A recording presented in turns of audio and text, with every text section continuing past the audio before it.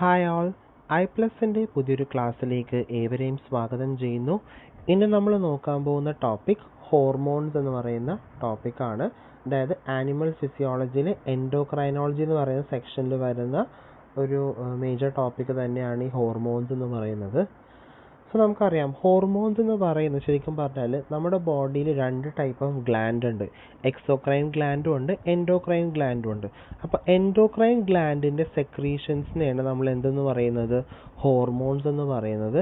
അതേപോലെ തന്നെ ഒരു ഹോർമോൺസ് പ്രത്യേകത എന്താണെന്ന് വെച്ചാൽ അവർ നോൺ ന്യൂട്രിയൻറ്റ് കെമിക്കൽസ് ആണ്. അതായത് പ്രത്യേകിച്ച് നമുക്കൊരു ന്യൂട്രിഷൻ ഒന്നും പ്രൊവൈഡ് ചെയ്യാത്ത കെമിക്കൽ സബ്സ്റ്റൻസ് ആണെന്ത്, ഹോർമോൺസ് എന്ന് പറയുന്നത്. അതേപോലെ തന്നെ വളരെ ട്രേസ് എമൗണ്ട്സ് ആയിരിക്കും, വളരെ കുറച്ച് എമൗണ്ടിലായിരിക്കും അവർ നമ്മുടെ ബോഡിയിൽ പ്രൊഡ്യൂസ് ചെയ്യുന്നത്.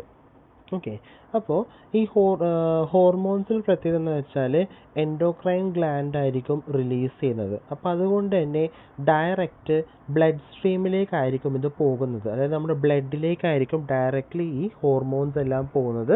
അവിടെ വെച്ചിട്ട് നമ്മുടെ ബോഡിയിലുള്ള ഓൾമോസ്റ്റ് ട്രില്യൺസ് ഓഫ് സെൽസ് ഉണ്ട്, അതിൻ്റെ എല്ലാത്തിൻ്റെയും ആക്ടിവിറ്റീസ് കോർഡിനേറ്റ് ചെയ്യുന്നത് ആരായിരിക്കും, ഈ ഹോർമോൺസ് തന്നെ ആയിരിക്കും. അതേപോലെ തന്നെ നിങ്ങൾക്ക് ഇവിടെ അറിഞ്ഞിരിക്കേണ്ട ഒരു ടേമാണ് എൻഡോക്രൈനോളജി. അതായത് ഈ എൻഡോക്രൈൻ ഗ്ലാൻഡ്സിനെ കുറിച്ചും അവർ റിലീസ് ചെയ്യുന്ന ഹോർമോൺസിനെ കുറിച്ചും ഈ എൻഡോക്രൈൻ സെൽസിനെ കുറിച്ചുമുള്ള ഒരു സയൻറ്റിഫിക് സ്റ്റഡിനെയാണ് നമ്മൾ എന്തെന്ന് പറയുന്നത്, എൻഡോക്രൈനോളജി എന്ന് പറയുന്നത്. ഇനി നമുക്കൊരു ഡിസ്കവറിയിലേക്ക് പോകും, അല്ലെങ്കിൽ അവരുടെ ഒരു ഹിസ്റ്ററിയിലേക്ക് നമ്മൾ നോക്കുമ്പോൾ ഇവിടെ രണ്ട് ഇമ്പോർട്ടൻറ്റ് പോയിന്റ്സ് ആണ്. ഇതെന്തായാലും നിങ്ങൾ അറിഞ്ഞിരിക്കേണ്ടതുമാണ്. എക്സാം പോയിന്റ് ഓഫ് വ്യൂവിൽ ഇത് ഒരു ഷുവർ ക്വസ്റ്റ്യൻ അല്ലെങ്കിൽ ഒരു എക്സ്പെക്റ്റഡ് ക്വസ്റ്റ്യൻ്റെ കാറ്റഗറിയിൽ വരാവുന്നതാണ്. അതായത് വില്യം ബെയ്ലിസും ഏർണസ്റ്റ് എച്ച് സ്റ്റാർലിംഗ്, ഈ രണ്ടുപേരും എന്താണ്, ആക്ച്വലി അവർ സയൻസ് അല്ലെങ്കിൽ എൻഡോക്രൈനോളജിസ്റ്റ് ആണെന്ന് നമുക്ക് വേണമെങ്കിൽ പറയാം. ഇവരാണ് ആദ്യത്തെ ഹോർമോൺ ഡിസ്കവർ ചെയ്തത്. ഓക്കെ, ആദ്യത്തെ ഹോർമോൺ ഡിസ്കവർ ചെയ്ത അല്ലെങ്കിൽ അതിനെപ്പറ്റി ഡിസ്ക്രൈബ് ചെയ്ത രണ്ട് സയൻറ്റിസ്റ്റാണ് വില്യം ബെയ്ലിസും ഏർണസ്റ്റ് എച്ച് സ്റ്റാർലിംഗ്. ആ ഫസ്റ്റ് ഹോർമോൺ ഡിസ്കവർ ചെയ്ത ഹോർമോണിൻ്റെ പേരെന്താണ്, സെക്രീറ്റിൻ ആണ്. സെക്രീറ്റിൻ. ഇപ്പോൾ സെക്രീറ്റിൻ എന്ന് പറയുന്ന ഈ ഒരു ഹോർമോൺ എവിടെ നിന്നുമാണ് ലിബറേറ്റ് ചെയ്യണമെന്ന് വെച്ചാൽ ദിറ്റ് is from the mucosa of the small intestine. Okay, നമ്മുടെ സ്മോൾ ഇൻറ്റസ്റ്റൈനിൽ മ്യൂക്കോസ ലെയറിൽ നിന്നുമാണിത് സെക്രീറ്റ് ചെയ്യുന്നത്.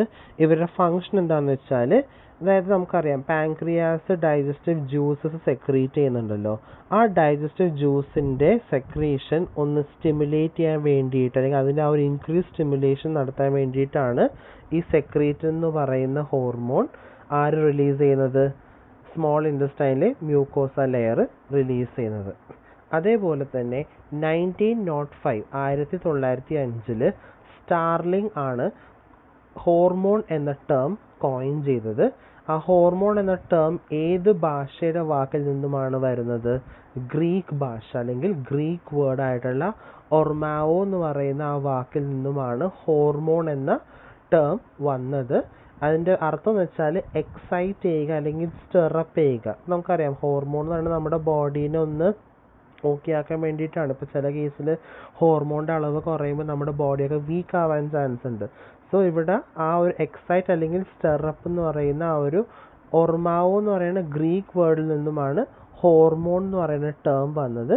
ഇതാദ്യം കോയിൻ ചെയ്തത് സ്റ്റാർലിംഗ് ആണ്, 1905. ഇനി നമ്മൾ നോക്കാൻ പോകുന്നത് difference between exocrine gland and endocrine gland. ഇത് ഓൾറെഡി നിങ്ങൾക്ക് അറിയാം, എക്സോക്രൈൻ ഗ്ലാൻഡ് എന്താണ്, എൻഡോക്രൈൻ ഗ്ലാൻഡ് എന്താണ്. എന്നാൽ പോലും തെറ്റിക്കാൻ സാധ്യതയുള്ളതാണ് ഇത്. അതായത് എക്സോക്രൈൻ ഗ്ലാൻഡിന് എന്തുണ്ട്, ഡക്റ്റ് ഉണ്ട്.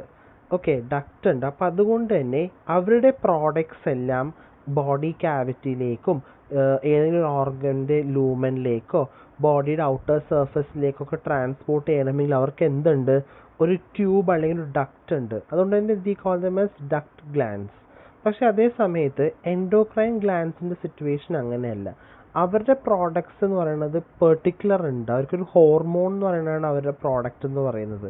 അപ്പോൾ ഈ ഹോർമോൺ ആദ്യം ചെല്ലുന്നത് ഇൻറ്റർസ്റ്റീഷ്യൽ ഫ്ലൂയിഡ് ആണ്. കാരണം ഏത് സെല്ലാണോ സെക്രീറ്റ് ചെയ്യുന്നത് അതിന് ചുറ്റും കാണുന്ന ഇൻറ്റർസ്റ്റീഷ്യൽ ഫ്ലൂയിഡിലേക്കായിരിക്കും പോകുന്നത്. അവിടെ നിന്നും എങ്ങോട്ടേക്കായിരിക്കും, ബ്ലഡ് കാപ്പിലറീസിൽ ഡിഫ്യൂസ് ചെയ്തിട്ട് നേരെ ബ്ലഡിലേക്കായിരിക്കും പോകുന്നത്. ബ്ലഡ് ഇത് എന്ത് ചെയ്യും, നേരെ ടാർഗറ്റ് സെൽസിലേക്ക് എന്ത് ചെയ്യും, അത് എത്തിക്കും. അപ്പോൾ ഇവിടെ എന്താ സംഭവിക്കുന്നത് വെച്ചാൽ അവർക്കൊരു ഡക്റ്റ് ഇല്ല, അല്ലെങ്കിൽ ട്യൂബ് ലൈക്ക് സ്ട്രക്ചർ ഇല്ല. അപ്പം അതുകൊണ്ട് തന്നെ എൻഡോക്രൈൻ ഗ്ലാൻഡ്സിനെ നമ്മൾ എന്തെന്ന് വിളിക്കും? ഡക്ട്ലെസ് ഗ്ലാൻഡ്സ് എന്ന് വിളിക്കും. ഓക്കെ, DUCTLESS, ഡക്ട്ലെസ് ഗ്ലാൻഡ്സ് എന്ന് നമ്മൾ വിളിക്കും. ഇനി എക്സോക്രൈൻ ഗ്ലാൻഡിന്റെ എക്സാമ്പിൾസ് എന്ന് പറയുന്നത് sudoriferous gland, sebaceous gland, mucus, digestive glands. ഇതെല്ലാം എന്താണ്? എക്സോക്രൈൻ ഗ്ലാൻഡ് ആണ്. മെയിനായിട്ടും എൻസൈംസും പിന്നെ അതേപോലെ തന്നെ സെബം, സ്വെറ്റ്, ഓയിൽ, മ്യൂക്കസ് ഇതെല്ലാം പ്രൊഡ്യൂസ് ചെയ്യുന്നത് എക്സോക്രൈൻ ഗ്ലാൻഡ്സ് ആണ്. എൻഡോക്രൈൻ ഗ്ലാൻഡ്സിന്റെ എക്സാമ്പിൾ ഏതൊക്കെയാണ്? ഹൈപ്പോതലാമസ് വരുന്നുണ്ട്, പിറ്റ്യൂട്ടറി ഗ്ലാൻഡ് വരുന്നുണ്ട്, പീനിയൽ ഗ്ലാൻഡ് വരുന്നുണ്ട്, തൈറോയിഡ്, പാരാതൈറോയിഡ്, പാൻക്രിയാസ്, അഡ്രിനൽ, പിന്നെ തൈമസ്, ടെസ്റ്റസ്, ഓവറി. ഇതെല്ലാം എന്താണ്? എൻഡോക്രൈൻ ഗ്ലാൻഡ്സ് ആണ്.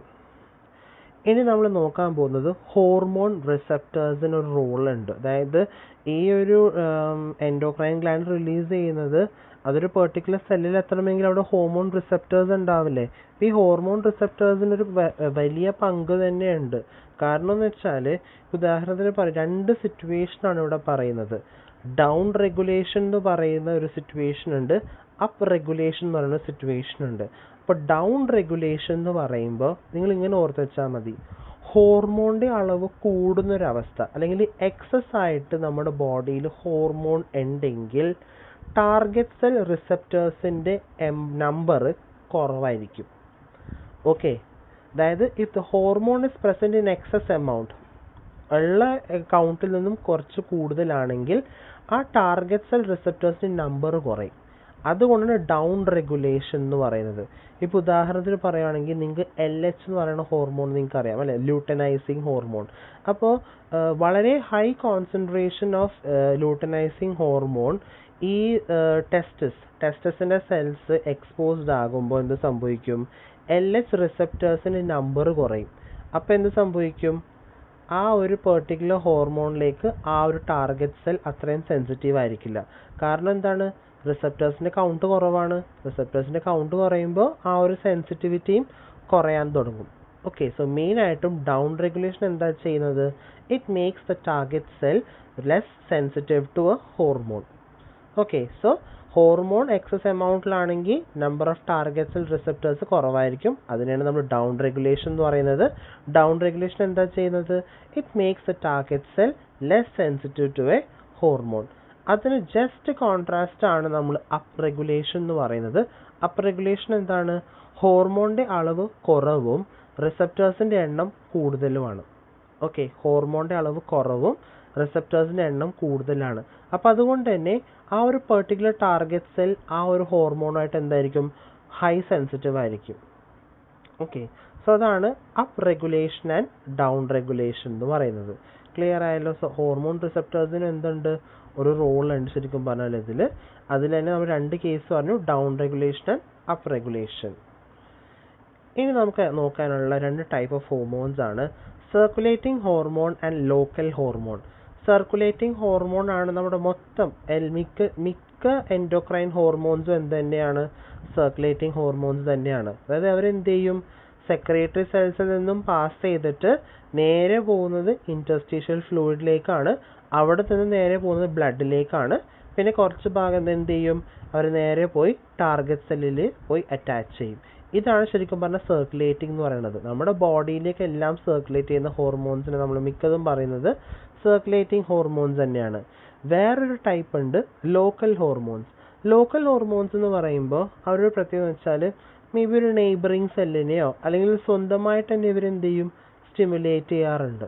Okay, so local hormones, they act locally on the neighboring cells or on the same cell that secreted them without entering the bloodstream. ഇവർ blood സ്ട്രീമിലോട്ടൊന്നും കയറില്ല. ഒന്നെങ്കിൽ സ്വന്തമായിട്ട് ആ ഏത് സെല്ലാണോ സെക്രറ്റ് ചെയ്തത് അതേ സെല്ലിനെ തന്നെ അവരെന്ത് ചെയ്യും?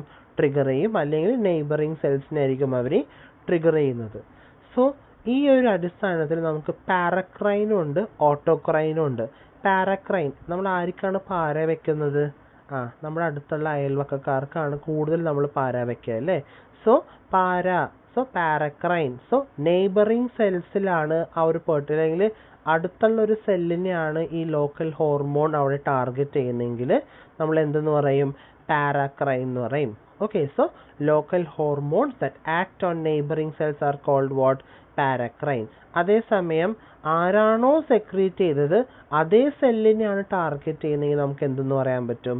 ഓട്ടോക്രൈൻ എന്ന് പറയാൻ പറ്റും. Auto means self.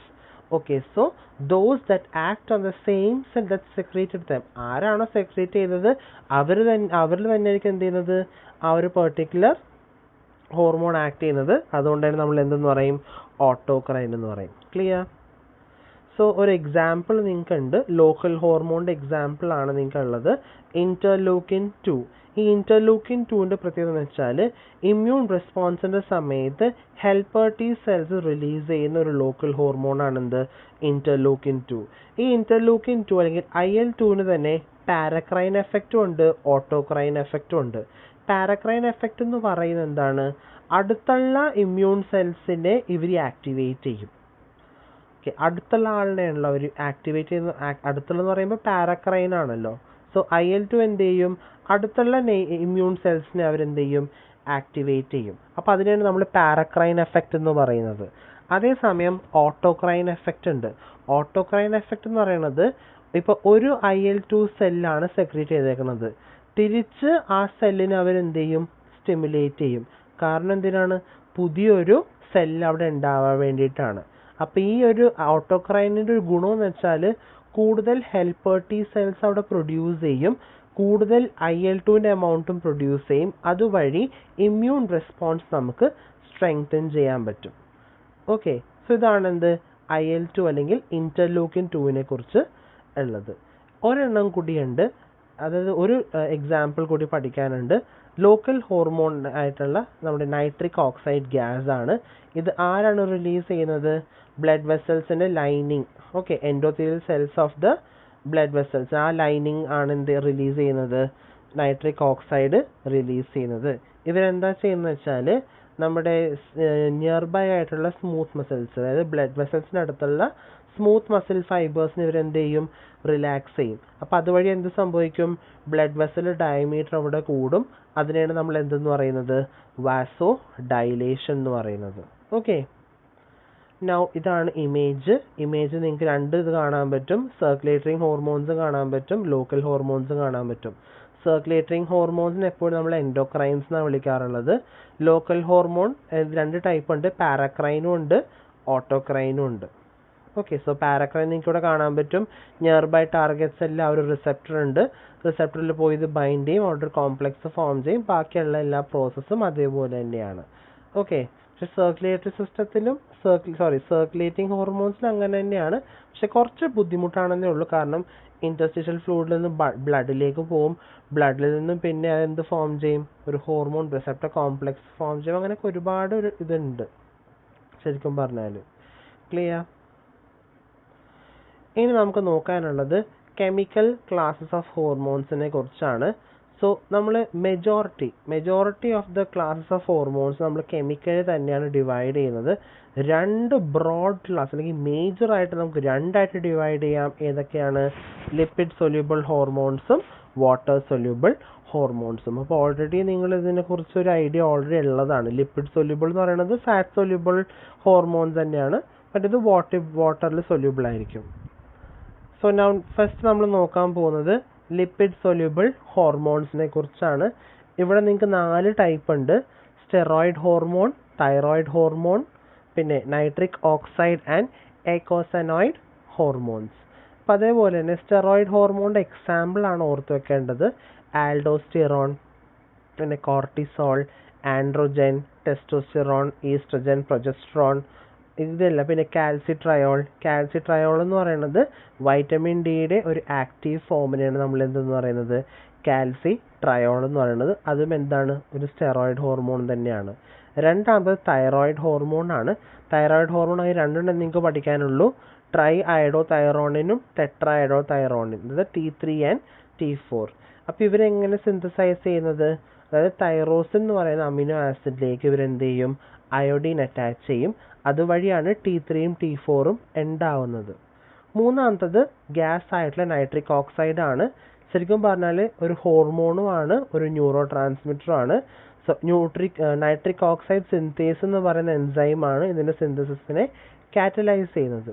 Last one എക്കോസെനോയിഡ് hormones എന്ന് ഉള്ളൊരു ടേം ഉണ്ട്.